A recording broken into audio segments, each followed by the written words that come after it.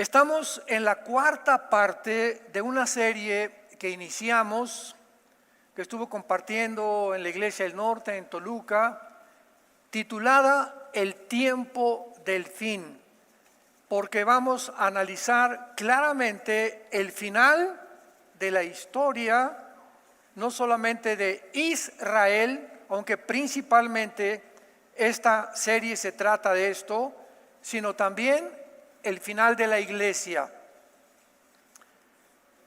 El libro de Daniel es el libro más maravilloso, con el contenido profético más profundo y sobre todas las cosas un contenido que apunta hacia el futuro. En el libro de Daniel hay dos términos en el hebreo que se traducen el tiempo del fin o los postreros días o el día del Señor. Y estos términos nos apuntan a que todas las profecías del capítulo 2, capítulo 7, capítulo 8, capítulo 10, 11 y 12 de Daniel son de carácter profético, describiéndonos toda la historia de la humanidad desde hace 2600 años hasta la segunda venida de Jesucristo. Y tal como Daniel percibe la historia o la percibió hace 2600 años, quedó registrada, estampada en este libro maravilloso que quedó sellado. Porque vamos a ver que al final, en el capítulo 12, Dios le dice a Daniel: todas estas cosas, Daniel, que el ángel te ha revelado, lo que has visto en visiones y en sueños, está sellado. En otras palabras, lo que te estoy dando hace 2600 años, van a pasar 2600 años para que la gente lo comience a entender. ¿Y en qué época se le quitó el sello a estas cosas? Precisamente para la última generación.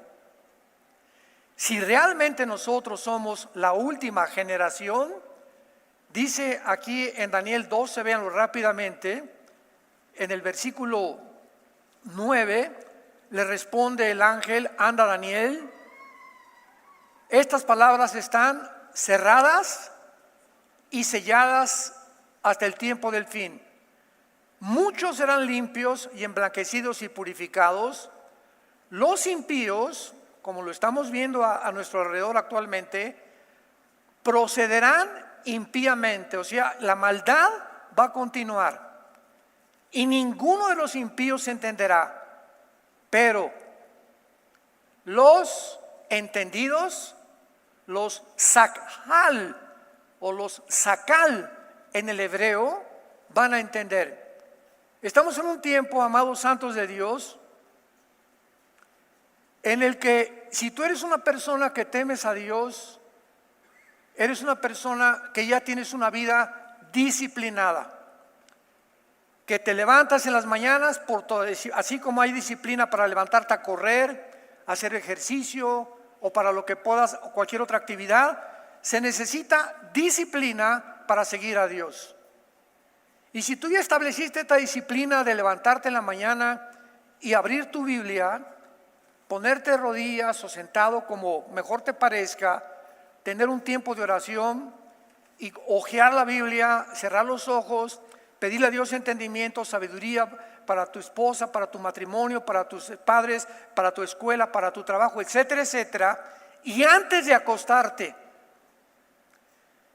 tu disciplina consiste también, antes de cerrar los ojos, pasar un tiempo, 15 minutos, 20 minutos con la Biblia. Tú eres una persona que vas a entender. De ninguna otra manera es posible entender la revelación de la palabra de Dios y de la Biblia. Porque a Dios no le interesa enriquecer tu conocimiento. Que tengas un doctorado, pues qué bueno que lo tienes, y que te hayas graduado de élite, y qué bueno. Pero tú puedes llevar a una persona que simplemente ese conocimiento que has absorbido de la Biblia, no lo estás practicando. Y cuando tú el conocimiento lo pones en la práctica, te vuelves una persona sabia. ¿Qué es la sabiduría entonces? Es la capacidad, si lo quieres apuntar. ¿Qué es la sabiduría? La capacidad de saber cómo aplicar el conocimiento. Rápidamente, de una forma breve. Dios nos dice a los hombres: maridos, amen a vuestra esposa. Efesios capítulo 5. 1 Pedro capítulo 3. Maridos, si alguno de ustedes tiene alguna relación equivocada con su esposa, ni siquiera te atrevas a orar. No me pidas nada, ni esperes prosperar, ni tener capacidad de comprensión si tienes una relación equivocada con tu esposa. Arregla tu relación con tu esposa y entonces vienes y me preguntas y te daré entendimiento. Muy bien, esto es elemental. De aquí en adelante voy a procurar no lastimar a mi esposa. Si hay alguna cosa, perdóname, mi amor. Dime en qué puedo mejorar. Soy un hombre imperfecto, tú lo sabes, como todos los hombres, como todas las mujeres también. Pero quiero que entre tú y yo no nos acostemos nunca sin estar enojados. Vamos a orar. Me humillo delante de ti, mi amor. Te hice esto, te hice aquello, etcétera, etcétera. Porque mientras yo no trate a mi esposa como una reina y la considere como un vaso frágil y la tome en cuenta en mis proyectos y en mis actividades, Dios no va a bendecirme. Primera de Pedro capítulo 3. Ni te atrevas a orar, porque no te voy a escuchar, dice el Señor. Entonces, si yo comienzo a practicar eso en mi hogar, porque el hogar es el gimnasio de la vida cristiana. Ahí es donde nos entrenamos, en el hogar. No, yo quiero ser misionero y repartir folletos y por acá, por allá y ser pastor. Espérame un tantito, comienza en tu casa. Comienza en tu casa. Y tu esposa es tu primera oveja. Es mi primera oveja. Después de Dios, en segundo lugar, es ella. En tercer lugar, mis hijos. En cuarto lugar, el ministerio o el trabajo. En cuarto lugar. Y si yo sigo este orden de prioridades, Dios nos va a dar entendimiento para saber en la época que vivimos cómo invertir dinero, dónde invertirlo, qué decisión tengo que tomar con mis hijos, en mi casa. Si me cambio de casa, si no me cambio de casa, si compro ese carro o si compro esa motocicleta. Todas estas decisiones parten de un solo punto, de cómo está mi relación con Dios. Para que esa decisión o tantas decisiones que diario tomamos, no nos vayamos a lamentar el día de mañana por lo que decidí y escogí el día de ayer.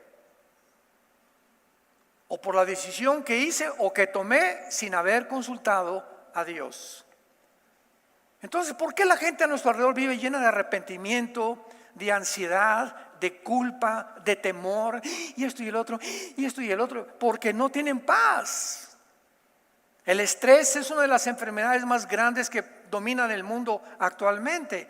¿Y qué es el estrés? Un estado que te levantas y estás de malas y estás así viendo y te enojas y gritas y no has perdonado y tienes odio y estás en contra de todo el mundo, crees que todo el mundo te ve y crees que nunca te vas a casar y que todo te va a salir mal. Es un estado de intranquilidad interna por falta de paz, porque no tienes paz, porque te desconectaste de la fuente de la energía. Si yo tengo mi celular y no lo conecto todos los días a la fuente de energía, agarro mi celular y aprieto los botones y no sale nada, porque el celular no tiene carga propia. La obtiene de la electricidad y el celular funciona. Si yo estoy desconectado 2 o 3 días sin Dios, ¿qué voy a hacer? ¿Voy a apretar mis botones? No, yo sé cómo resolver el problema con mi hijo. Yo sé cómo resolver el problema con mi esposa. Yo sé cómo invertir en dinero. Voy a comenzar a tomar decisiones sin ser guiado por Dios. Porque Jesús dijo, separados de mí. ¿De veras lo crees? ¿De veras lo crees? Que separados de Jesús, cero. Juan 15:5, nada podemos hacer. Si realmente lo creo, vengo pero diario a saber que mi decisión con Dios, mi conexión con Dios va a determinar mi futuro, mi paz, mi tranquilidad, mi sabiduría, mi comprensión de las Escrituras.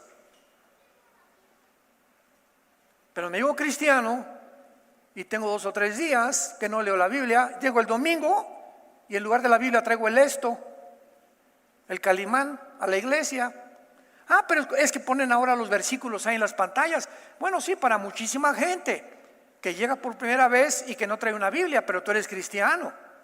Tú tienes que traer el domingo y la pones aquí en tus rodillas y oseas y le buscas dónde está y traes tu pluma y apuntas palabras, etcétera, etcétera. Y con la práctica continua, esta es la espada del Espíritu, con la práctica continua de estar volteándole para acá y para allá y ahora buscar esto y ahora me trae la atención esto y mientras está la alabanza estoy leyendo esto. Esto es lo que te hace un soldado o un guerrero o una guerrera de Dios. La palabra de Dios.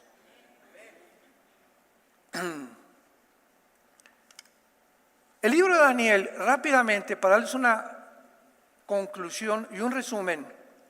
En el capítulo 2 hay una visión de un rey, de una estatua grandísima, con la cabeza de oro, el pecho de plata, el vientre de bronce, las piernas de hierro. Esa es la primera visión. Síganme con mucho cuidado.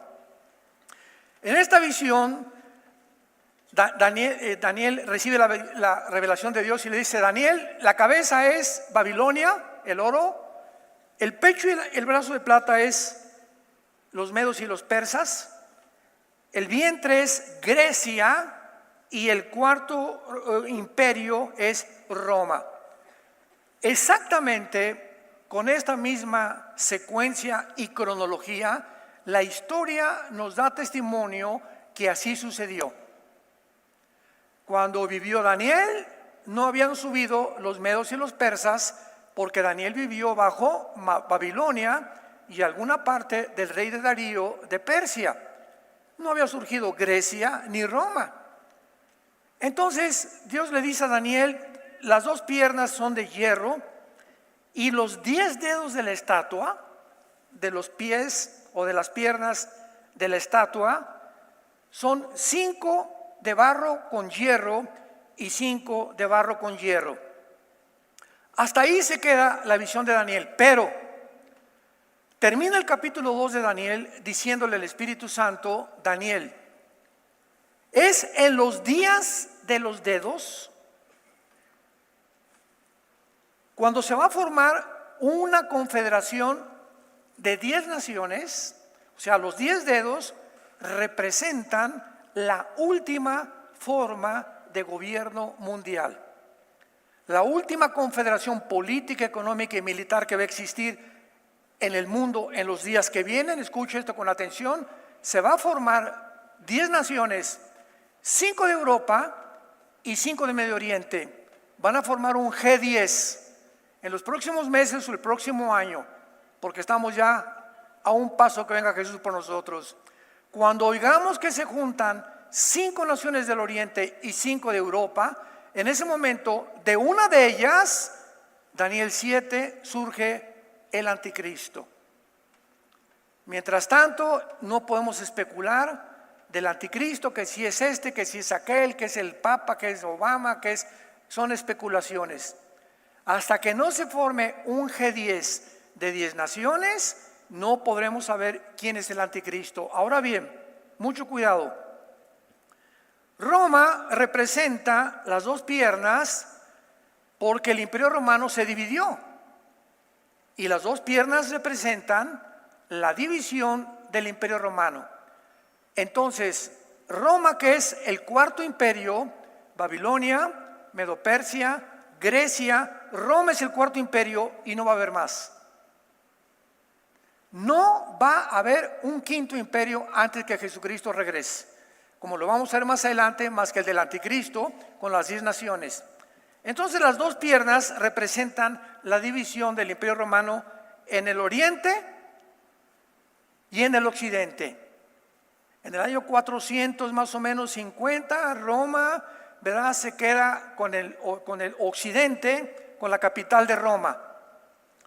Pero sin embargo, Roma se divide en Constantinopla, que es actualmente Estambul o Turquía. Y durante casi 1400, aproximadamente 1450 años, desde que se fundó Roma, dura la división oriental. Entonces, es lógico que si se dividió en el oriente y en el occidente, el futuro gobierno forme parte de 5 naciones del oriente y 5 del occidente. Porque el futuro gobierno del anticristo tiene que provenir del territorio que abarcó el antiguo imperio romano, que fue Europa, el norte de África y el Medio Oriente.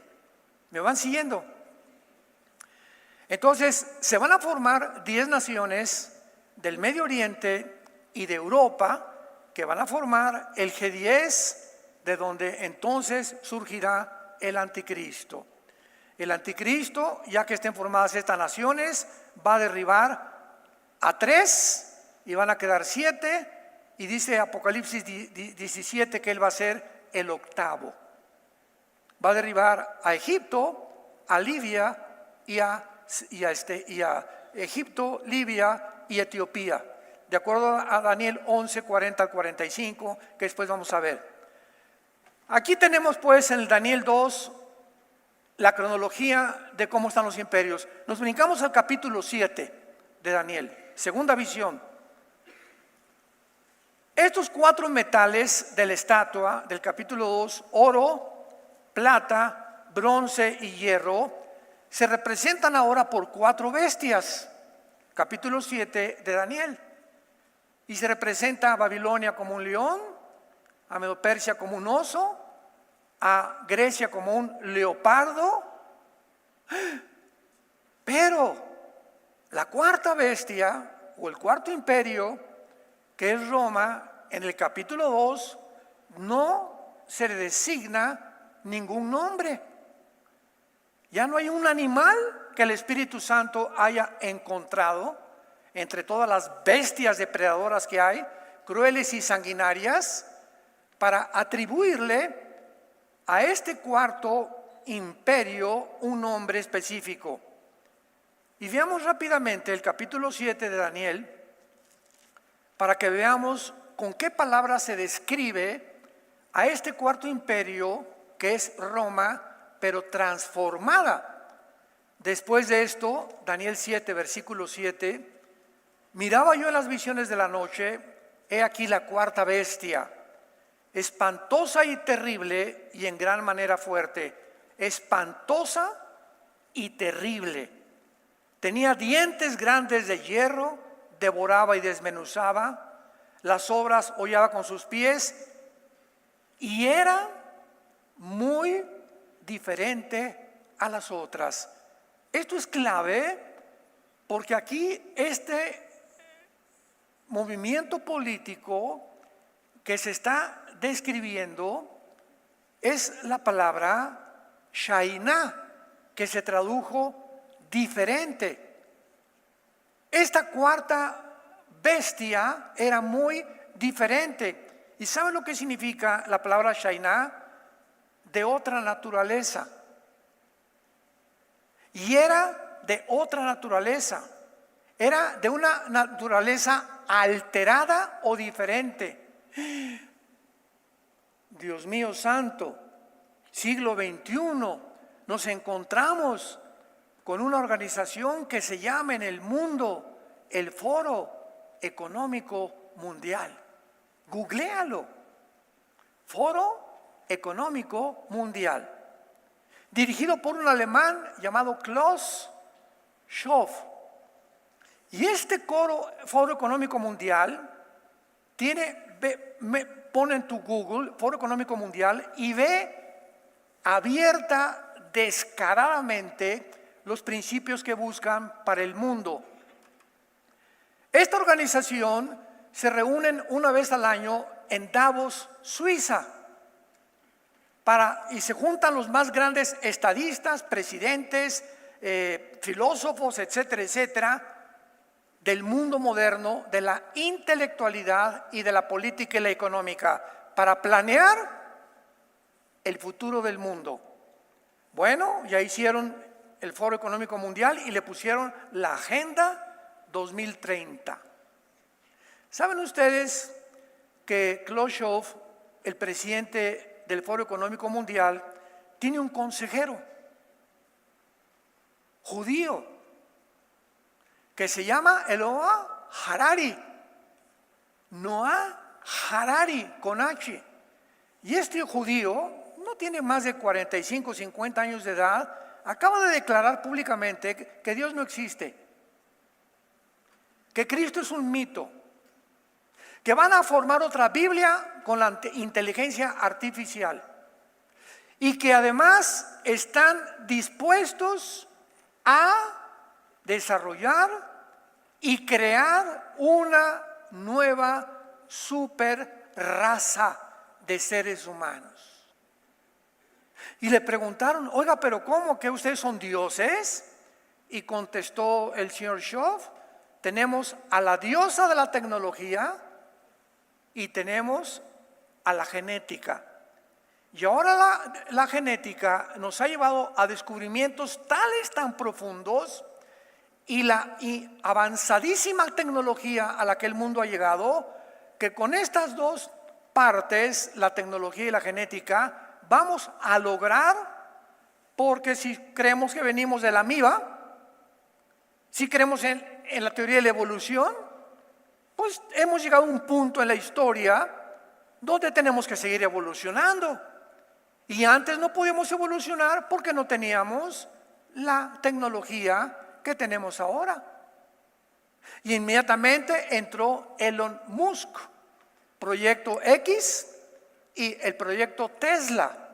Y este señor Elon Musk, que acaba de comprar el Twitter, dice lo siguiente: bueno, estamos desarrollando un chip para introducirlo vía sanguínea al cerebro. Un chip. Este chip va a estar conectado con la nube.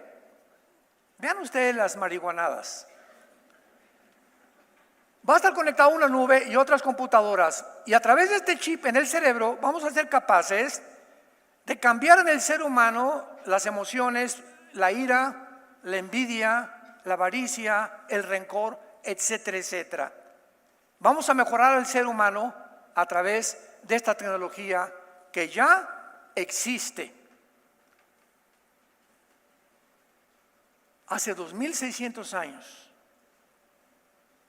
Y era de otra naturaleza diferente, de una naturaleza alterada.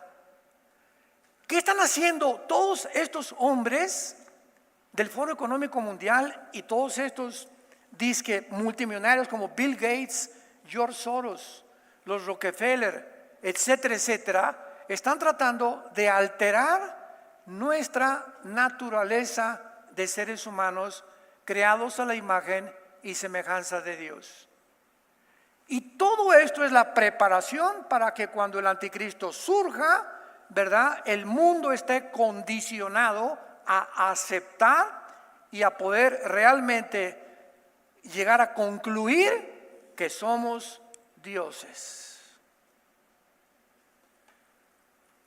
Esto es muy, pero muy interesante, porque en el siglo XXI el mundo había llegado o ha llegado a este nivel de tecnología. Durante más de un siglo se propagó en las universidades, las escuelas, politólogos, filósofos, economistas, políticos, deportistas, que venimos de los animales. Que somos el resultado de una evolución fortuita y accidental. Que hubo una explosión en el universo, el Big Bang, y así comenzó. Es la explicación de lo que la ciencia, que ya no es ciencia. Noten ustedes que de la ciencia ahora es ciencia ficción. Todo lo que les acabo de decir del chip y el superhombre es ciencia ficción. Ya no es ciencia. La ciencia dejó de ser ciencia. Ahora, ¿verdad? Como decía mi abuelo, ¿quién sabe qué les dieron a fumar?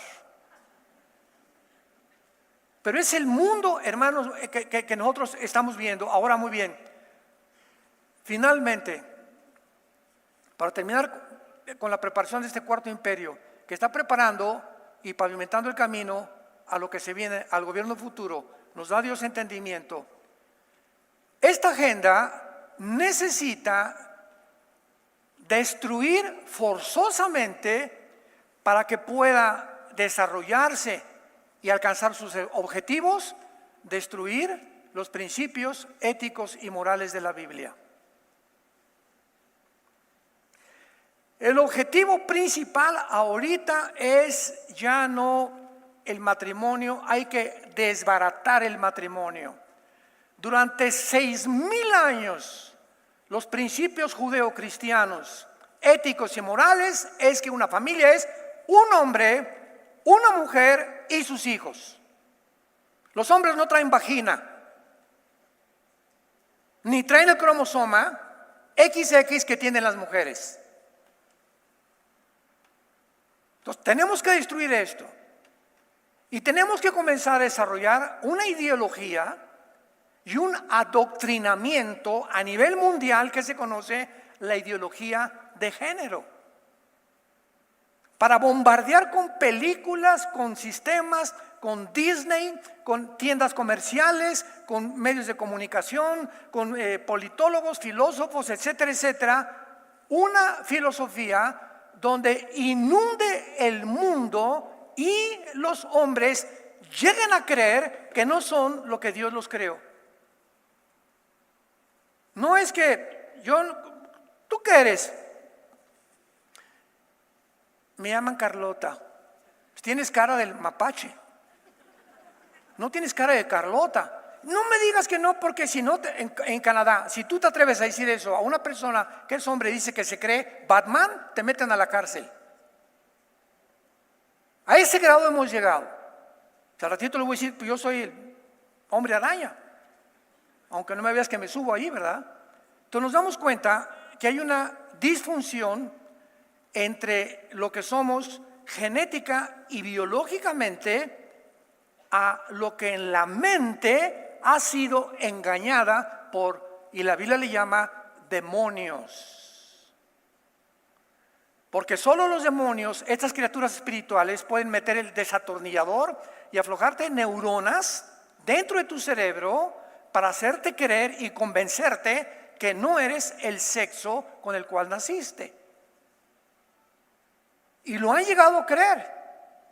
Y ahora comienzan entonces a tal grado que se pueden casar dos hombres y les vamos a dar su regalo de bodas, un bebé. Y ahí está Carlos y Pancho, a la duérmase mi nene.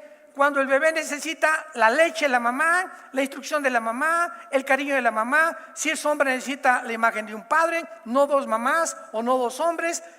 O sea, hemos violado la naturaleza. Ya olvidémonos de la Biblia.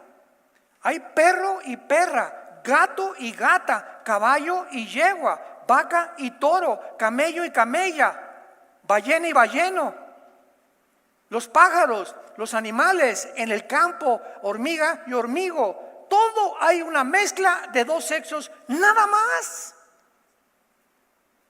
No hay 120 géneros.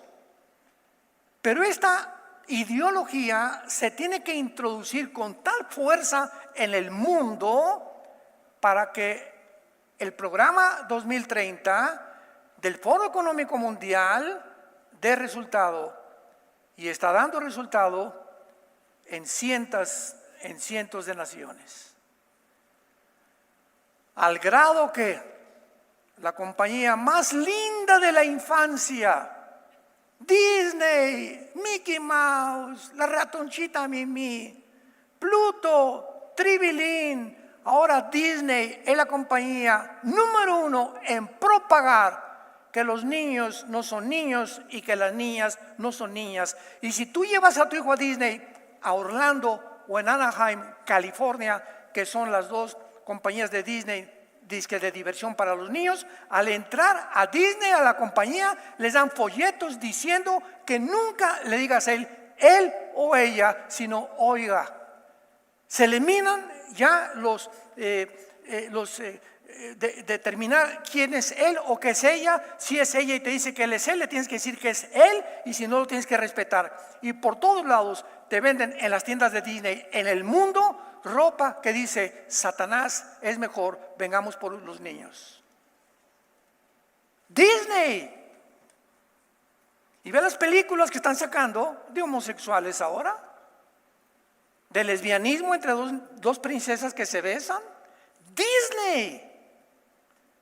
¿Se dan cuenta? ¿Ya despertaste? ¿Ya abriste los ojos? Tú te levantas en la mañana y te dormir, y tu desayunito, chilaquiles con huevo, y te vas en la ruta 100 a tu trabajo y regresas a tu casa, comes otra vez, ves una película, te acuestas, y así te pasan 10, 15 años y estás desapercibido, desapercibida del mundo que nos rodea. Y como estás tan desapercibido y viene como un ramalazo, como un tsunami de repente, como en los días de Noé, vendrá el diluvio y se los llevará a todos, porque no quisieron entender. Mateo 24, 37 al 39. Como en los días de Noé no quisieron entender. ¿Qué dice Daniel? Pero los entendidos entenderán. Con los nazis, 85 millones de alemanes fueron engañados. Y no eran 85 indígenas, astrónomos, licenciados, médicos, arquitectos, ingenieros, filósofos, 85 millones de gente culta, preparada cuando acabó la Segunda Guerra Mundial. Pero ¿cómo pudimos ser engañados de todo lo que estos infelices hicieron con la humanidad y lo que pensaban hacer? Y desde los nazis se repite en el 2020 y 21 y 22 en el mundo entero el mismo fenómeno, que fácil es engañar a los seres humanos. Este es el mundo que estamos viviendo. Entonces en el capítulo 7 se describe a este cuarto imperio, que será el final, como Shamai, Shainá, S-H-A-I-N-A-H, Shainá. Era de naturaleza alterada o diferente. Y luego nos pasamos al capítulo 8, que ya no lo voy y en el capítulo 8, capítulo 2, 4 imperios. Capítulo 7, los mismos imperios, pero el cuarto imperio ya tiene un cuerno pequeño. Y en el capítulo 8, en el libro de Daniel se comienza a reducir de dónde va a salir el anticristo. Comienza con los 4 imperios, se concentra el capítulo 7 en 4 imperios, pero más bien en el cuarto de ellos. El capítulo 8 pregunta: ¿por qué dedica el capítulo 8, todo el capítulo 8, nada más a 2 imperios? Grecia e Irán, que era la antigua Medo-Persia del Antiguo Testamento. El nombre de Persia se le cambió a Irán, a la República de Irán, en 1935 del siglo pasado. 1979 a la República Islámica de Irán. Pero Irán es la Medo-Persia del Antiguo Testamento. Capítulo 8 de Daniel encontramos a Grecia representada por un macho cabrío, Irán o Medo-Persia representada por un carnero enfrentándose. ¿Qué nos dice la historia? Que fue Alejandro el Magno el que derrotó a los medos y a los persas, con las famosas falanges, con una estrategia sobrenatural de Alejandro el Magno, que nadie le pudo impedir derrotar a los más grandes ejércitos de su tiempo. Y en el capítulo 8 se describe también con una exactitud de detalles, diciendo que cuando Alejandro el Magno muriera, todo está en el capítulo 8, su imperio se iba a dividir en 4 secciones geográficas, tal como la historia lo corrobora. Muere Alejandro el Magno a los 33 años y su imperio se divide en Turquía, Macedonia, Egipto y Siria. En estas 4 secciones geográficas se divide el territorio de Alejandro el Magno. Observen ustedes, hermanos, que cuando venimos a la Biblia, venimos a la ciencia, a la genética, a la química, a la historia, a la geografía, a la antropología, a la paleontología, a la genética, a todas las disciplinas científicas que hay, y la Biblia respalda y la historia respalda. No venimos a un libro como el de Carlos Darwin, El origen de las especies, que dice así: chance y puede que, chale, no estoy seguro, a lo mejor. Eso no es un lenguaje científico, pero cuando vienes a la Biblia, Dios ha dicho, y di esto y di aquello. Y la historia y la geografía, la antropología, la arqueología. Ahora que fuimos a Israel, los guías judíos estaban sorprendidos cuando veníamos en los camiones de que pudiéramos nosotros los pastores tener tanto conocimiento de la arqueología de Israel. Y dijeron: ¿se acuerdan cuándo se cumplió Nínive? ¿Y sabe lo que fue destruida y en qué año fue levantada Nínive? Corroborando que la Biblia tiene razón. Y se encontraron piedras del rey David, etcétera, etcétera. Y no hay para dónde echarse. Los mismos judíos dicen: estos cristianos saben más que nosotros en cuanto a arqueología, demostrando realmente la Biblia con sus evidencias, que es la palabra de Dios. Se divide el reino de Alejandro el Magno en 4 secciones, y de una de estas 4 secciones, capítulo 8 de Daniel, se desprende que de una de estas 4 secciones el anticristo va a surgir. Turquía, Macedonia, Egipto y Siria. Y de acuerdo al libro de Daniel, el anticristo surgirá de la región geográfica de Siria.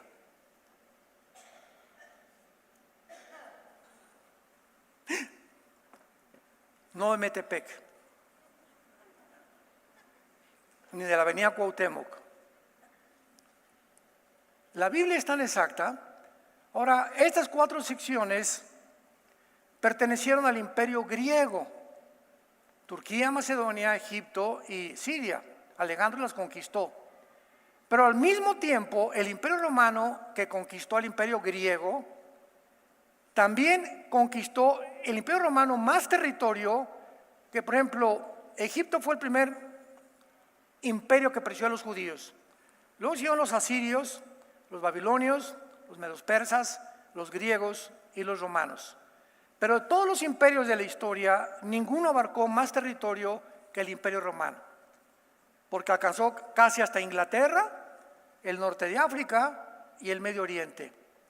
Entonces, cuando la Biblia dice que el anticristo tiene que surgir de alguna de las naciones que formaron el antiguo imperio romano, entonces el anticristo, decían, pues va a salir de Europa, de Roma. Otros no, pues tiene que ser romano, etcétera, etcétera, olvidándose que el imperio romano cubrió también el Medio Oriente y cubrió también el norte de África. Y cuando ya escudriñamos profundamente la Biblia, descubrimos el origen del anticristo. Ahora, Siria en el Antiguo Testamento cubría el territorio de Irak, Babilonia antigua. Entonces, cuando se menciona en la Biblia Babilonia, no estaba dividido como actualmente. El Medio Oriente fue dividido desde 1923 a 1943, más o menos. Los ingleses dividieron el Medio Oriente. Cuando los ingleses en 1923 vencieron a los turcos, a los otomanos turcos que habían conquistado el Medio Oriente. Y acabó la Primera Guerra Mundial. Los ingleses tomaron el control del Medio Oriente en 1923 y hasta 1945 los ingleses, después de la Segunda Guerra Mundial, se salieron del Medio Oriente y entonces le entregaron la tierra a Israel, a Jordania, a Líbano, a Egipto, a Siria y a Irak. Pero la repartieron los ingleses. Entonces, Siria y Irak actualmente ocupan en la Biblia la región de lo que se llama la tierra de Sinar o la tierra de los caldeos. Cuando tú ves en el Antiguo Testamento los caldeos, Irak o Siria. Sinar, Irak o Siria. Te ubica inmediatamente en qué zona geográfica se encuentra y de qué está hablando la palabra de Dios. Hay muchas naciones, como Irán, por ejemplo, que Persia, ¿verdad? ¿Dónde estará Persia? Pero la Biblia, aunque no nos dice realmente los nombres que ocupan en el siglo XXI las naciones, la Biblia nos describe siempre la región geográfica. Y por la región geográfica sabemos a qué naciones se refiere la Biblia. ¿Me entienden? Más les vale. A mí me emociona esto, es maravillosa la palabra de Dios. Y pasamos al capítulo 11 y pasamos al capítulo 12, rápidamente vayamos al capítulo 11 y 12 de Daniel. Todo esto fue un resumen. Busquen la primera, segunda y tercera conferencia donde explico con muchos más detalles toda esta historia, esta serie que se llama El tiempo del fin, y es lo siguiente. Antes de pasar y terminar aquí con el capítulo 12, 11 y 12 de Daniel, les recuerdo lo siguiente. Pongan atención. La Biblia menciona dos tiempos del fin.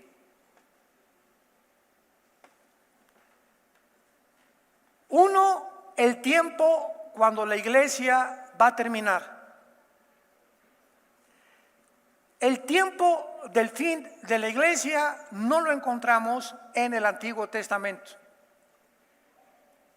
Siempre en el Antiguo Testamento, cuando digamos tiempo de angustia para Jacob, Jeremías 30, el día del Señor vendrá, el día de Jehová, el tiempo de angustia, todos estos términos en el original hebreo se refieren sin excepción a Israel. Y cuando la Biblia habla del tiempo del fin de Israel, se refiere a los últimos 7 años de la tribulación. Entonces, estos 7 años finales de Israel se llaman en Daniel 9 la semana 70 de Daniel, que son los últimos 7 años donde Dios termina con la iglesia. El fin de la iglesia acaba con el arrebatamiento. El momento en que la iglesia es sacada del mundo, adiós mundo cruel, ya no te veré, abuelita.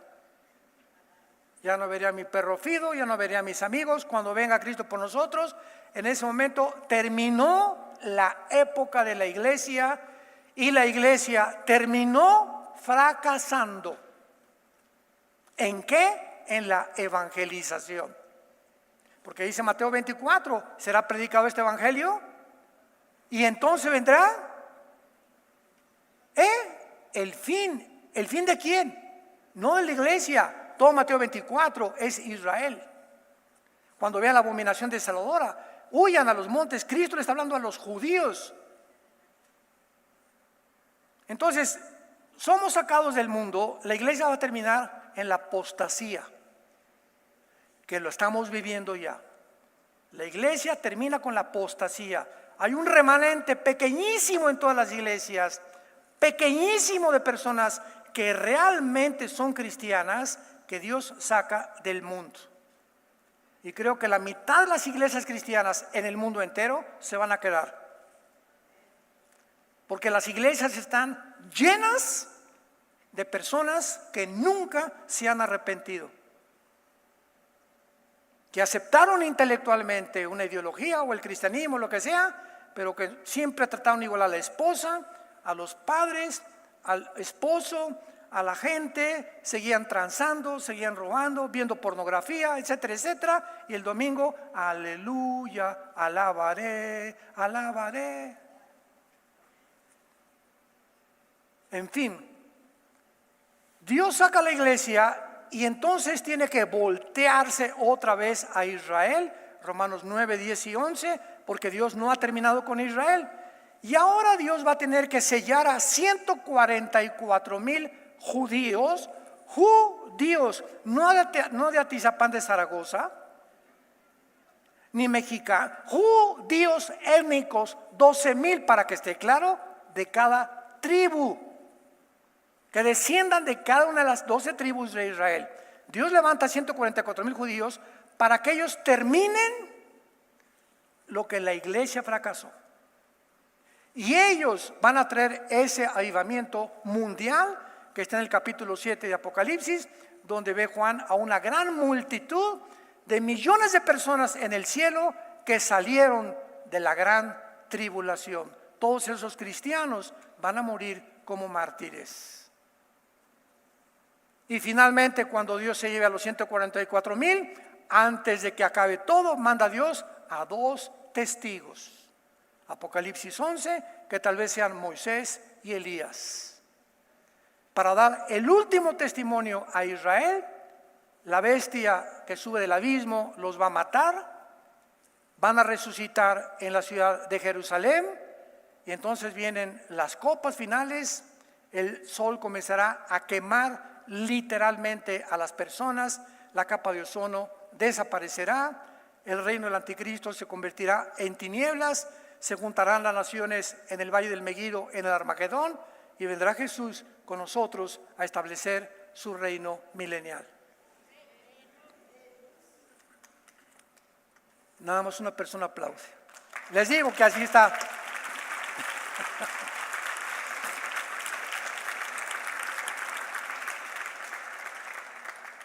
Hermanos, emociónense, por el amor de Dios.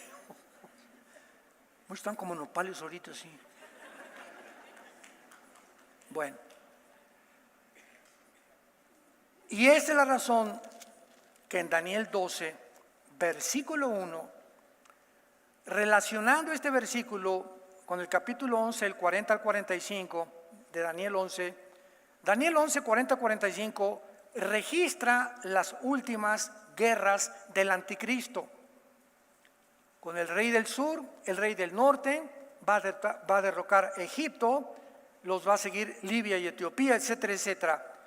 E inmediatamente en el capítulo 12 comienza diciendo, en aquel tiempo, inmediatamente, si eres un estudiante de escatología o que perseveras en las escrituras, unes a qué tiempo está hablando el Espíritu Santo.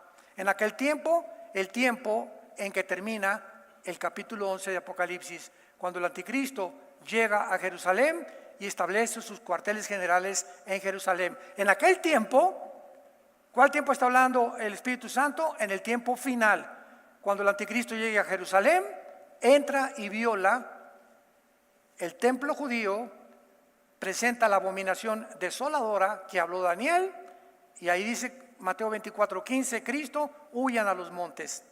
En aquel tiempo se levantará Miguel. Si lo comparas con Apocalipsis 12, vi una guerra en el cielo, Miguel y sus ángeles, Satanás y sus ángeles se enfrascaron. ¿En qué tiempo es Daniel 12:8? En el tiempo que dice Daniel 12, en aquel tiempo se levantará Miguel, el príncipe que está de parte de los hijos de tu pueblo, Miguel es el arcángel asignado por Dios para defender a Israel. ¿Y por qué los egipcios, asirios, babilonios, medo-persas, griegos, romanos, grupos terroristas, guerra del 48, 56, del 65, del 73 y estamos en el siglo XXI e Israel permanece en su tierra? Simplemente porque la palabra de Dios dice que cuando regresaran nadie los volvería a sacar.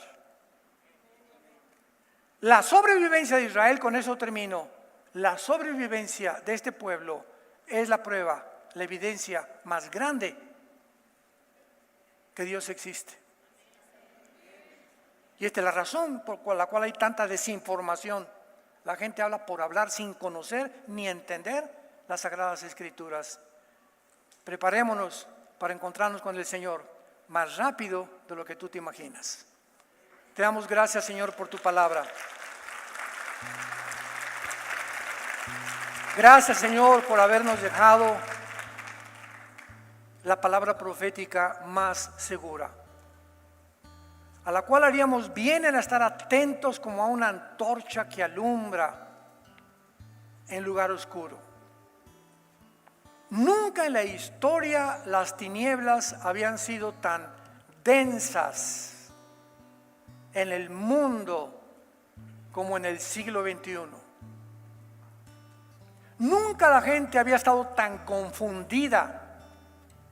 Políticos, economistas, filósofos, religiosos, como lo están actualmente en el siglo XXI. Nunca el mundo había llegado a una depravación moral. Nunca. Al grado que en este siglo las Naciones Unidas han decretado que se acepte la pedofilia en las naciones. No hay perversión más grande, no hay maldad más grande que ver ahora niños violados sin que nadie los defienda, por sometimiento a las Naciones Unidas y a la Organización Mundial de la Salud. Despierta tú que duermes y te alumbrará Cristo. Vivamos una vida irreprensible delante de Él. Tenemos los días contados. Los cascos del Apocalipsis se escuchan ya en el cielo. Él viene ya por nosotros en cualquier momento. Prepárate tú también para encontrarte con tu Dios. Ustedes que nos ven a través de los medios de comunicación y las redes sociales, por la televisión, les invitamos también a que en este momento tan crítico y tan importante le abras tu vida a Cristo y le aceptes en tu corazón como tu Señor y Salvador, con estas palabras: Señor, te pido perdón por mis pecados. Creo que en la cruz pagaste por ellos con tu sangre preciosa y que a los 3 días resucitaste a los muertos. Creo que fuiste crucificado, enterrado y resucitado a los 3 días. Y ahora te pido, Señor Jesucristo, que entres a mi vida como mi Señor y mi Salvador. Te doy las gracias por tan grande salvación. En el nombre de Jesús. Amén.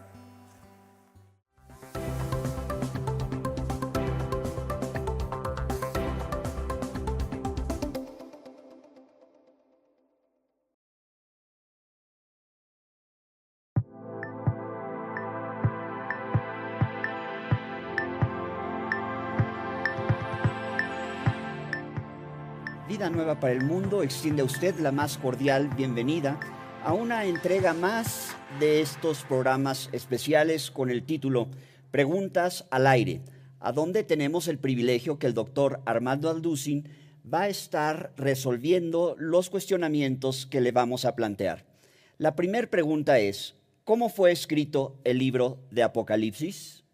Vamos a comenzar definiendo la palabra Apocalipsis, porque es muy importante, ya que proviene del griego apokalupto, o apocalipto, que significa literalmente descorrer la cortina. O sea, antiguamente cuando los griegos iban a comenzar a enseñar o a manifestar que había una estatua, que había cierto escultor famoso esculpido, pues la cubrían con una manta. Y entonces reunían mucha gente y un cierto día escogían para que pudiera ser descubierta esa estatua. Le quitaban la manta. Y el hecho de quitarle la manta es lo que significa apocalipto. O sea, quitaban algo que estaba ocultando a la estatua. De ahí viene la palabra el apocalipsis.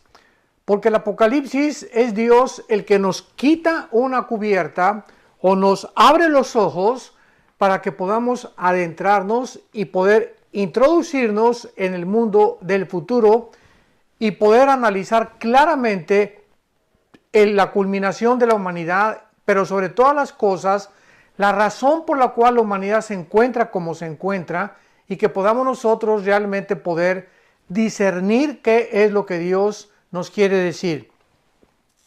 La primera pregunta que tenemos es ¿cómo fue escrito el libro del Apocalipsis? Bueno, el libro del Apocalipsis fue escrito hace aproximadamente 2000 años por el apóstol Juan. Juan fue el último de los apóstoles, posiblemente murió como a los 90 años de edad, cuando él se encontraba exiliado en la isla de Patmos, que está enfrente del mar Egeo, o sea, junto a Grecia, del lado occidental de Grecia. Y ahí en esa isla, regularmente el Imperio Romano mandaba o confinaba a todos los presos políticos. Y aunque él no fue considerado un preso político, sino un preso que lo consideraban como una amenaza para el Imperio Romano, ahí lo exiliaron y ahí murió el apóstol Juan. Fue el último de los apóstoles de Jesucristo. Y también recordamos que el apóstol Juan en los cuadros de la Última Cena se le representa recargado en el pecho de Jesucristo, y por eso se le llama a Juan el apóstol del amor o el apóstol amado. Y esta es la razón por la cual su primera carta que él escribe, la primera carta de Juan, es una carta dedicada, sobre todo el capítulo 4, al amor. Entonces el apóstol Juan está ahí en la isla de Patmos, 85, 90 años de edad, cuando de repente él escribe en el capítulo 1, versículo 12 en adelante, que se le apareció un personaje demasiado brillante, con un esplendor maravilloso, y entonces dice que él estaba en el Espíritu en el día del Señor, versículo 10, capítulo 1 del Apocalipsis, y detrás de él oyó una voz como de una gran trompeta, que le decía: yo soy el Alfa y la Omega, el primero y el último. Escribe en un libro las cosas que has visto, las que están y las que han de ser, a las 7 iglesias que están en el Asia, a Éfeso, Esmirna, Pérgamo, Tiatira, Sardis, Filadelfia y la Odisea. Estas 7 iglesias que pues ya en el capítulo 2 y 3 comienza Jesucristo a algunas exhortarlas, a otras a culminarlas, a otras a darles consejos de porque se habían apartado del camino del Señor. Cristo es el personaje que se le aparece a Juan. Y dice el versículo 12 que cuando Juan se voltea para ver a esa persona que le estaba hablando y que le estaba diciendo que escribiera las cosas que a continuación le iba él a comenzar a relatar, dice la Biblia que vio 7 candeleros de oro. El candelero en la Biblia, en el Antiguo Testamento, representaba la luz, representaba la gloria de Dios y se encontraba dentro del tabernáculo en lo que se llama el lugar santo. Pero en el Nuevo Testamento, el tabernáculo, vemos nosotros que tiene 7 ramas. Y vemos nosotros que la rama de en medio es la rama que representa a Jesucristo. Porque más adelante dice que Juan vio en medio de los candeleros a Jesucristo. y los candeleros representan la iglesia de Jesucristo. Entonces Jesucristo está en medio y 3 ramas a la izquierda y 3 ramas a la derecha nos hablan, el número 6, 3 y 3, nos hablan del número del hombre. Entonces, Cristo en medio del hombre nos da perfectamente lo que es estamos completos, estamos perfectos en Cristo, a su semejanza podemos nosotros realmente comenzar a reubicarnos, resucitamos espiritualmente con Cristo cuando Él entra a nuestra vida, y este es el símbolo del candelero, simplemente que Jesucristo es el que entra a nuestra vida para dirigir nuestra vida, y lo mismo, Él es el jefe de la iglesia, la cabeza de la iglesia, y el que dirige a la iglesia hasta el final del tiempo. La forma como Juan vio a Jesucristo se describe en los versículos del 13 en adelante, y dice que vio a uno semejante al Hijo del Hombre, vestido con una ropa como un lino fino, a blanco hasta abajo, con los ojos resplandecientes, los pies bruñidos como el bronce, y con un cinto en la cintura, dorado, y con el pelo blanco como la nieve. Y esta imagen de Jesucristo hizo que el apóstol Juan cayera al suelo. Imaginémonos nada más la gloria y el poder que desplegaba la persona de Jesucristo. Dice la Biblia, cuando le vi, versículo 17, caí como muerto, y él puso su diestra, o sea, su mano derecha, y me dijo, no temas, yo soy el primero y yo soy el último. Es interesante que esta frase, no temas, la encontramos desde el Génesis hasta el Apocalipsis. Es una frase que continuamente Dios nos está mandando en los 66 libros de la Biblia. No tengan miedo. Saquen de ustedes el temor. No tienen por qué ser amedrentados por nada de lo que pueda suceder en el mundo, que el peso cayó, el petróleo cayó, que hay un virus, que hay un terremoto, amenazas de muerte. No tengan ustedes miedo. ¿Por qué? Porque estoy con ustedes. Y si Jesucristo está con nosotros, ¿a qué le vamos a temer? Dicen que el temor es un resultado de estar adelantándonos al futuro y estar imaginándonos cosas malas o negativas que todavía no han sucedido. Entonces, ¿por qué vamos a temer? O sea, cuando tú estás temiendo algo, estás previendo algo que malo te va a suceder y te causa temor, te causa ansiedad, te causa estrés. ¿Qué voy a hacer mañana? ¿Qué voy a hacer la semana que entra? Etcétera, etcétera. Y esta es la palabra con la que termina la Biblia. No tengan miedo. Yo soy el primero y yo soy el último. Si dice Jesucristo que Él es el primero, o sea, Él inició el cosmos, Él inició la creación, porque Jesucristo fueron creadas todas las cosas. Todo lo que está en el cielo, lo que está en la tierra y debajo de la tierra, fue creado por Él y por medio de Él. Y Él es antes de todas las cosas, y todas las cosas en Él subsisten. Entonces, Él es el primero que inició la creación. Él es el primero que inició nuestra vida.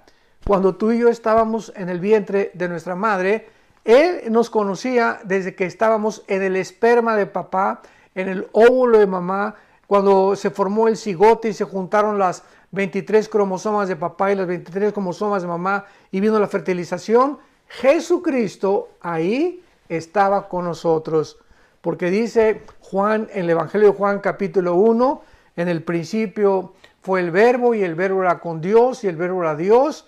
Todas las cosas por Él fueron hechas y nada de lo que ha sido hecho fue hecho sin Él. Entonces, si Jesucristo, esto es para entender por qué dijo a Juan, yo soy el alfa y el omega. Si Él es el primero y Él es el último, ¿dónde nos encontramos nosotros? Nos encontramos en medio. O sea, todavía no viene la culminación de la humanidad. Él es el primero, nos encontramos más o menos bien cerquita ya casi del final. Y si sabemos que Él es el último o la omega, que es la última letra del alfabeto griego, el alfa y el omega, no tenemos por qué temer. Porque si estamos nosotros en medio y Él es la culminación de todo, Él sabe cómo va a terminar la humanidad, nos lo revela en el libro del Apocalipsis para que tengamos paz, una paz que sobrepasa todo entendimiento. Y entonces esta es la razón por la cual Cristo le revela el libro del Apocalipsis al apóstol Juan. Y finalmente, para contestar la primera pregunta, ¿cómo fue escrito el libro del Apocalipsis? Dice el versículo 1 y el versículo 2, la revelación de Jesucristo, o sea, el descorrimiento de una cortina que Jesucristo nos da a nosotros, la iglesia, para manifestar a sus siervos las cosas que deben suceder pronto. Dios está interesado en que nosotros conozcamos el futuro, no por una simple curiosidad, porque Dios no quiere simplemente satisfacer el conocimiento, porque por naturaleza nos encantaría saber qué va a pasar mañana o qué va a pasar el mes que entra. No, Dios quiere que nosotros conozcamos el futuro con una sola razón, que nos preparemos. El fin de todas las cosas se acerca. 1 Pedro 4:7, velad y orad. Entonces, esta es la razón por la cual Dios quiere que nosotros estemos preparados. Vamos a llegar a un final de la civilización, a un final de la humanidad. Tu vida y mi vida va a llegar algún día al final y tú tienes que estar preparado, y yo también, para encontrarnos con nuestro Dios. Agradecemos profundamente la luz que nos arrojó a través de la Escritura con respecto a este cuestionamiento, a esta inquietud, a esta pregunta sobre cómo fue escrito el libro de Apocalipsis. La siguiente inquietud de nuestra audiencia es: ¿quién es el que juzgará al mundo? Muy bien, en el capítulo 5 del Evangelio de Juan, Cristo ya había mencionado con mucha anticipación que el Padre le había entregado el juicio del mundo entero algún día, como lo vamos a ver, porque simplemente Él fue el que pagó en la cruz por tus pecados y por mis pecados. Y dice el capítulo 5 de Juan, versículo 25, es Cristo el que está hablando: de cierto les digo, viene la hora y ahora es, cuando los muertos oirán la voz del Hijo de Dios. Y dice la Biblia que aquellos que la oigan van a vivir, porque como el Padre tiene vida en sí mismo, le ha dado al Hijo el tener vida en sí mismo, y también le dio autoridad de hacer juicio por cuanto es el Hijo del Hombre. El Padre le da al Hijo la autoridad de hacer juicio. O sea, el día que toda la humanidad sea juzgada, va a ser Cristo el juez. Más adelante, en el libro de los Hechos, capítulo 17, el apóstol Pablo se enfrenta a todos los atenienses y a todos los filósofos de aquel tiempo en la colina del Areópago, y después de dar un curso brillantísimo acerca de quién es Dios, culmina diciendo en el versículo 30 y 31, pero Dios, habiendo pasado aún los tiempos de esta ignorancia, ahora manda a todos los hombres en todo lugar que se arrepientan, por cuanto ha establecido un día en el cual juzgará al mundo con justicia, por aquel varón a quien designó, dando fe a todos con haberle levantado de los muertos. Vemos nosotros que el apóstol Pablo le dice a este grupo de filósofos atenienses: Dios ha escogido un día en el que va a juzgar al mundo. Y como viene un juicio próximo, Dios te manda que te arrepientas de tus pecados. Que te arrepientas de tus pecados, porque si tú llegas a la muerte y te enfrentas con el juicio de Dios sin haber recibido a Cristo como tu Señor y como tu Salvador, vas a ser condenado eternamente. Así que Él es el juez y tiene el derecho de ser el juez, como lo vamos a ver más adelante en el capítulo 5, simplemente porque Él fue el que murió y pagó por nuestra salvación. Y en la segunda carta a Timoteo, capítulo 4, versículo 1, el apóstol Pablo vuelve a confirmar que Jesucristo será el juez. Dice 2 Timoteo 4:1, te encarezco escribiéndole a Timoteo delante de Dios y del Señor Jesucristo, que juzgará a los vivos y a los muertos en su manifestación y en su reino. Entonces, no hay ningún lugar a dudas que Jesucristo será el juez. Primero murió en una cruz, dio su vida por nosotros, y ahora que fue resucitado y sentado a la diestra del Padre en las alturas, bajará al mundo, pero ya no bajará como el Cordero que quita el pecado del mundo. Cuando Cristo regrese por segunda vez, ya en ese momento va a terminar la oportunidad que se le dio a los seres humanos de poder arrepentirse. En este juicio tremendo nos habla el Apocalipsis y nos saltamos hasta el capítulo 20 del Apocalipsis, capítulo 11 en adelante, para que veamos nosotros este juicio de Dios, de qué forma se va a llevar a cabo. Y dice así, Apocalipsis 20, del 11 al 15. Aquí quiero aclarar algo muy importante. Nosotros los cristianos, si tú eres cristiano, ya fuimos juzgados en la cruz. Cuando Cristo murió por nuestros pecados, todos tus pecados y todos mis pecados fueron puestos sobre su cuerpo. El que no conoció pecado, dice 2 Corintios 5, por nosotros se hizo pecado. Cristo lleva mis pecados y tus pecados en su cuerpo de carne, para que nosotros podamos ser eximidos del juicio de Dios. Dice Juan 5:24, de cierto les digo, el que oye mi palabra y crea al que me envió, no vendrá a condenación, porque ha pasado de la muerte a la vida.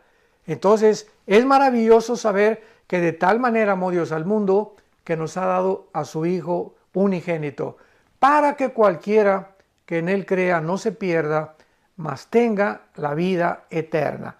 Entonces nosotros los cristianos, cuando muramos, ya no vamos a estar en el juicio que voy a leer a continuación, porque este es el juicio del gran trono blanco, donde van a estar solamente todas aquellas personas que verdaderamente tuvieron la oportunidad de aceptar a Jesucristo y voluntariamente lo rechazaron.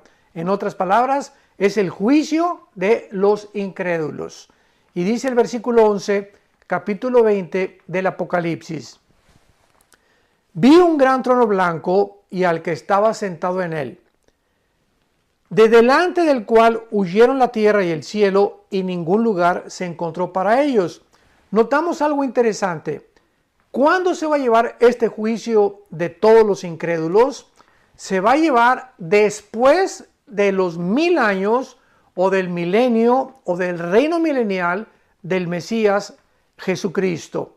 O sea, ahorita nos encontramos antes de la tribulación, viene el arrebatamiento de la iglesia, después 7 años de la tribulación, después descendemos con Jesucristo, ya que tuvimos el juicio, pero no de la salvación, sino de nuestras obras buenas o malas que serán recompensadas. Bajamos con Cristo en la segunda venida y después establece el reino milenial por 1000 años, y cuando acabe el reino milenial, esto es importante para la cronología bíblica, ahí entonces vendrá el juicio, el gran trono blanco, cuando resucitarán desde Adán hasta después del milenio todos los seres humanos, repito, desde Adán hasta que termine el milenio, que se encuentran actualmente en el infierno, van a resucitar para presentarse en este juicio. Y vean ustedes, y no sé si lo observaron, que dice en el versículo que cuando este juicio se lleve a cabo, versículo 11, delante del cual huyeron la tierra y el cielo. O sea, ¿cómo sabemos que es después del milenio? Porque hasta después del milenio será la creación de los nuevos cielos y de la nueva tierra, que el capítulo 21 del Apocalipsis nos termina concluyendo. Cuando acabe el milenio, entraremos a la eternidad, donde ya el pecado se acabó, la muerte se acabó, porque durante el reino milenial habrá muerte, habrá castigos, etcétera, etcétera, porque todavía no son los cielos nuevos y la nueva tierra. Repito, hasta el terminar el milenio, Dios creará los cielos nuevos y la nueva tierra, y dice la Biblia en el versículo que estamos leyendo, que será exactamente cuando se lleve el juicio final. En ese momento, los que están siendo juzgados en el juicio del gran trono blanco van a ver con sus ojos desaparecer la tierra. Ahí van ellos a ser testigos que ahí ese mundo donde tenían su esperanza, donde tenían todo lo que ellos creían que los iba a hacer felices, que quisieron vivir para ese mundo temporal en el cual estamos actualmente, lo van a ver desaparecer de la noche a la mañana. Por eso dice la Biblia, toda la gloria del hombre es como la hierba del campo, que por la mañana florece y tienes 30, 40, 50 años de edad y a lo mejor tienes dinero o tienes belleza o bien parecido, etcétera, etcétera, y pues ya quisiste ser gobernador o ser presidente de la república o tener mucho dinero y de repente llegas al sexto piso, al séptimo piso, 60, 70 años de edad y vemos de qué forma tan rápido nuestra vida se evapora. Y todo lo que volteas tú para atrás, que no fue aquello por lo cual viviste para Cristo, no tendrá ningún valor en el mundo venidero. Por eso dice la Biblia, toda la carne, o sea, todos los seres humanos, se nos compara con la hierba del campo. Crecemos y crece la rosa y florece en el atardecer y se marchita más adelante al anochecer. Así es nuestra vida. Es como un vapor que se aparece y desaparece, dice Santiago capítulo 4, y ya no vuelve otra vez a aparecer, porque después de la muerte viene el juicio. Continuamos leyendo en Apocalipsis 20 y el versículo 12 dice, y vi a los muertos, grandes y pequeños, de pie ante Dios, y los libros fueron abiertos. Y otro libro fue abierto, el cual es el libro de la vida, y fueron juzgados los muertos por las cosas que estaban escritas en los libros según sus obras. Vamos a volver a leerlo. Vi a los muertos, dice el apóstol Juan, grandes y pequeños. O sea, en este juicio van a estar tanto los más grandes magistrados, los reyes, aquellos que eran de sangre azul, como los indígenas, los que fueron potentados y los que fueron ricos y los que fueron conquistadores, como aquellos también que fueron sirvientes o que fueron esclavos. Eso es lo que significa grandes y pequeños. O sea, en este juicio no hay distinción social, no hay distinción religiosa, no hay distinción de color de piel. Ahí estarán todas aquellas personas simplemente que rechazaron a Jesucristo. Y dice a continuación, y a estos muertos, grandes y pequeños, estaban de pie. Qué cosa más interesante. ¿Por qué? ¿Por qué de pie? ¿Por qué ya no se hincaron? Imaginémonos, están ante el juicio del gran trono blanco, ahí está Jesucristo, ahí está el Padre, y era para que en ese momento cayeran de rodillas, ¿verdad? Nos podríamos imaginar, oh Señor, perdóname, tú tenías la razón. Damas y caballeros que nos escuchan, santos de Dios, en este juicio ya se acabaron las oportunidades. Por eso dice la Biblia, estaban de pie ante Dios. Ya no hay que te hinques, que pidas perdón, ya no hay gracia, ya no hay misericordia, se acabó todo eso. En el día del juicio final, las personas que se encuentren delante del trono de Dios no tendrán la oportunidad de hincarse. Y por eso dice la Biblia que Juan los vio de pie, porque ya no había oportunidad jamás en la eternidad de pedirle perdón a Dios. El perdón nos corresponde a la vida que tenemos ahorita y por eso dice la Biblia, cuando oigas su voz, no te endurezcas. Hoy es el día aceptable, hoy es el día de la salvación. Y a continuación dice la Biblia que en este juicio se abrieron los libros, porque Dios tiene varios libros, tiene el libro de la vida, el libro del Cordero, etcétera, etcétera. cada persona que nace es inscrita en ese libro, que es otro libro. Las personas que se convirtieron son escritas en el libro de la vida del Cordero. Nuestro nombre jamás será borrado. Dice en Apocalipsis capítulo 3, y los vencedores no serán borrados del libro de la vida. ¿Por qué? Porque precisamente dice en 1 Juan capítulo 5, versículo 14 y 15, que los vencedores son aquellos que hemos nacido de nuevo. Entonces, por cuanto somos vencedores, porque somos más que vencedores, capítulo 8 de Romanos, nuestro nombre no puede ser borrado, porque lo que fue escrito con la sangre de Jesucristo. No con nuestra sangre, fue escrito nuestro nombre con la sangre del Hijo de Dios. Entonces, los libros van a ser abiertos y encontramos otra cosa muy interesante. Y fueron juzgados, versículo 12, por las cosas que estaban escritas en los libros, según sus obras. Qué cosa más tremenda y más irónica. La salvación no es por obras. Efesios 2, 8, 9. Porque por gracia somos salvos por medio de la fe, no por obras, para que nadie se gloríe. Pero el juicio final de los condenados será por sus obras. O sea, no quisieron la gracia de Dios, no hay ningún problema, dice Dios. Cuando tú te mueras, te voy a juzgar por tus obras. Y como ninguna de tus obras va a ser aceptada delante de Dios, porque dice el libro de Isaías, que las obras humanas son como el trapo inmundo, que no sirve para nada. No hay nada que podamos ofrecerle a Dios más que el arrepentimiento. Entonces, si tú te mueres sin Jesucristo y te presentas y vas a estar en este juicio, vas a ser juzgado por todas las cosas que hiciste o dejaste de hacer. El juicio final involucrará las obras de los condenados. Y a continuación dice el versículo 13, y el mar entregó los muertos que había en él, y la muerte y el Hades entregaron los muertos que había en ellos, y fueron juzgados, se repite por segunda vez, según sus obras, o cada quien según las obras que hizo. Observamos que el mar entrega a los muertos, o sea, se refiere a todas las personas que han muerto ahogadas. Recordamos el famoso hundimiento del barco Titanic en 1912 del siglo pasado, que fue hundido y pues murieron casi 1,500 personas y muy pocas fueron salvadas. Bueno, todos los que han sido ahogados o muertos por tiburones, etcétera, etcétera, dice la Biblia que van a salir sus cuerpos, van a resucitar sus cuerpos del mar. Y dice la Biblia, y el muerte y el Hades entregaron los muertos que había en ellos, o sea, todos los que se encuentran también en el infierno, los que se encuentran en las tumbas, van a salir para poder presentarse delante de Dios.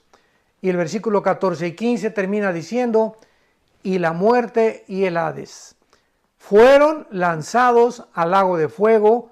Esta es la muerte segunda. Vamos a entender por qué la condenación eterna se llama la segunda muerte. Cuando tú y yo nacimos una vez y vamos a morir una vez, ¿verdad? Pero cuando los muertos condenados nacen, van a nacer y van a morir físicamente, pero van a morir por segunda vez. ¿Por qué? Porque van a morir eternamente. Entonces, tú puedes nacer físicamente una sola vez, pero si tú mueres sin Cristo, vas a morir, que es la segunda muerte, eternamente. Moriste físicamente y vas a morir eternamente. El cristiano va a morir físicamente una sola vez y de ahí tendrá la vida eterna. Ya jamás volveremos a morir o a ser separados de la presencia de Dios. Y termina el versículo 15, y el que no se halló inscrito en el libro de la vida fue lanzado al lago de fuego. El lago de fuego no es el infierno. Ahorita el infierno es un lugar temporal. Podríamos llamar, es como una penitenciaría estatal, para que después de que el juez dicte sentencia, sean sacados y condenados a una prisión ya donde van a permanecer ya 50, 60, 70 años. y este es el lago de fuego del infierno. Están ahorita temporalmente esperando el juicio del gran trono blanco. Van a ser sacados de ahí y van a ser después de que Dios les demuestre. Vamos a ser nosotros el jurado, ¿sabían eso? Santos de Dios. Dice 1 Corintios capítulo 6, que no saben que los santos han de juzgar a los ángeles. Nosotros, la iglesia, vamos a formar parte del gran jurado de Dios. Esto es asombroso. Y cuando nosotros formamos parte del jurado, con los ángeles alrededor, tal vez como público, Dios va a demostrarte a ti por qué serás lanzado al lago de fuego. Tú podrías preguntarme, bueno, ¿que no es un Dios de amor? Claro que sí, de tal manera amó Dios al mundo que nos dio a su Hijo unigénito, para que si tú crees en Él no te pierdas, mas tengas la vida eterna. Pero no va a haber, una cosa es segura, ninguna persona en el lago de fuego sin que antes haya sido amada por Dios. Antes de que tú te condenes, recuerda algo, que Dios te amó mientras estabas vivo. Y mientras estás vivo, tienes la oportunidad, como la tienes ahorita, de arrepentirte de tus pecados, de abrirle tu corazón a Jesucristo, saber que se acerca un juicio del mundo, un juicio final, donde Dios nos da ahorita la oportunidad maravillosa que cuando oigamos su voz, no nos endurezcamos. He aquí ahora el día de la salvación. Ven ahora que Dios te está hablando y simplemente ahí donde tú te encuentras, dile: Señor, perdóname mis pecados. Creo que Jesucristo en esa cruz pagó por ellos en la cruz, que llevó en su cuerpo lo que yo merecía pagar. Te acepto como mi Señor y como mi Salvador. Te pido perdón. Creo que a los 3 días resucitaste de entre los muertos y te doy gracias por en este momento darme la vida eterna, el perdón de mis pecados y la seguridad que no estaré ya jamás en ese juicio, porque tú ya pagaste en esa cruz en mi lugar. Te doy las gracias en el nombre de Jesucristo. Amén. Que Dios te bendiga y que tengas mucha paz. Agradecemos profundamente el favor de su atención para este programa Preguntas al Aire. Esperamos verlos muy pronto a través de este medio en la próxima entrega de un programa como este, que sabemos que es de mucha edificación y bendición. Nos despedimos. Guárdese por favor en el Señor. Vida Nueva para el Mundo se sostiene y propaga el mensaje de salvación